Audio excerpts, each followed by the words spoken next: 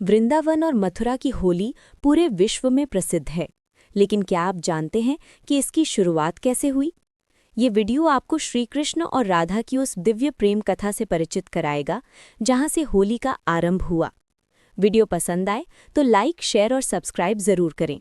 भारत की पावन भूमि में जब भी होली का नाम लिया जाता है तो सबसे पहले दो नाम मन में गूंजते हैं, वृंदावन और मथुरा। ये केवल दो शहर नहीं, बल्कि प्रेम, भक्ति और दिव्य लीला के जीवंत प्रतीक हैं। लोग अक्सर पूछते हैं, वृंदावन और मथुरा में होली इतनी विशेष क्यों होती है? इस प्रश्न का उत्तर एक साधारण कहानी नहीं, बल्कि युगों युगों से चली आ रही दिव्य कथा है, प्रेम की, समर्पण की और भगवान की लीला की। आज मैं आपको एक ऐसी भावपूर्ण, विस्तृत और आत्मा को छू लेने वाली कथा सुनाने जा रहा हूं, जो बताएगी कि आखिर क्यों इन पावन धामों में होली केवल एक त्योहार नहीं, बल्कि एक दिव्य उत्सव है। अध्याय 1, मथुरा में जन्मा प्रकाश। बहुत समय पहले जब धरती पर अत्याचार बढ़ गया था, तब मथुरा नगरी में कंस नामक अत्याचारी राजा का शासन था। उसी मथुरा में कारागार के अंधेरे कक्ष में एक दिव्य प्रकाश प्रकट हुआ। वो थे श्री कृष्ण। जैसे ही कृष्ण का जन्म हुआ, कारागार का अंधकार मिट गया। देवकी और वसुदेव की आंखों में आशा की किरण जाग उठी। वसुदेव जी शिशु कृष्ण को लेकर यमुना पार गोकुल पहुंचे। उस रात यमुना भी शांत हो गई, मानो स्वयं प्रकृति प्रभु के आगमन पर नतमस्तक हो गई हो। अध्याय 2, वृंदावन की गलियों में बाल लीला। गोकुल और वृंदावन की पावन भूमि में कृष्ण बड़े होने लगे।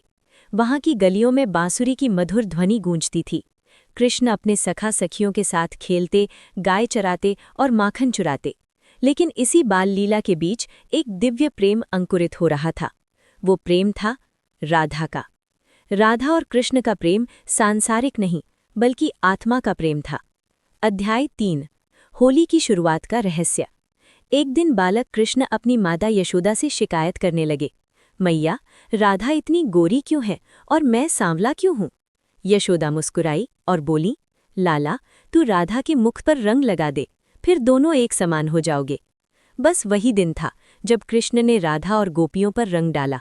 गोपियां पहले तो चौंकी, फिर मुस्कुराई और फिर रंगों की वर्षा होने लगी। वृंदावन की गलियों में पहली बार प्रेम के रंग उड़े। यही वो क्षण था जब होली केवल रंगों का त्योहार नहीं रही, वो प्रेम का उत्सव बन गई। अध्याय 4, बरसाने की लठमार होली। राधा का गांव था बरसाना। कृष्ण अपने सखाओं के साथ वहां रंग खेलने पहुंचे। गोपियां लाठियां लेकर तैयार थीं। कृष्ण और सखाओं ने रंग डाला, गोपियों ने लाठियां चलाईं। हंसी, ठिठोली और प्रेम का अनोखा संगम हुआ।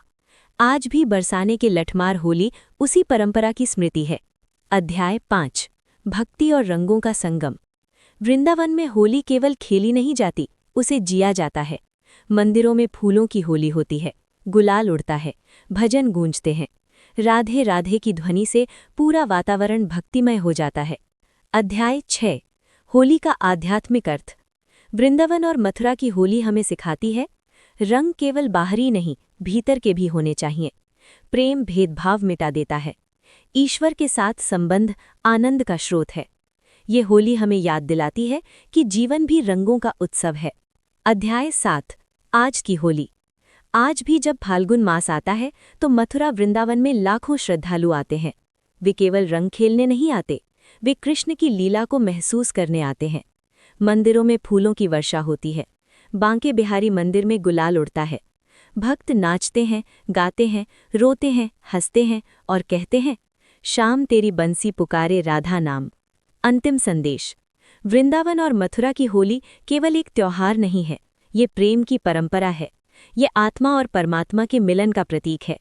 जब भी आप होली खेलें, याद रखें, ये वही होली है जो कभी कृष्ण ने राधा संग खेली थी। रंगों से अधिक जरूरी है प्रेम, गुलाल से अधिक जरूरी है भक्ति। और यही कारण है कि वृंदावन और मथुरा की होली विश्व भर में प्रसिद्ध है। मथुरा में श्री कृष्ण का जन्म, वृंदावन की बाल लीलाएं, राधा कृष्ण की पहली होली, बरसाने की लठमार होली, आज की भव्य फूलों वाली होली। वीडियो पसंद आए तो लाइक, शेयर और सब्सक्राइब जरूर करें।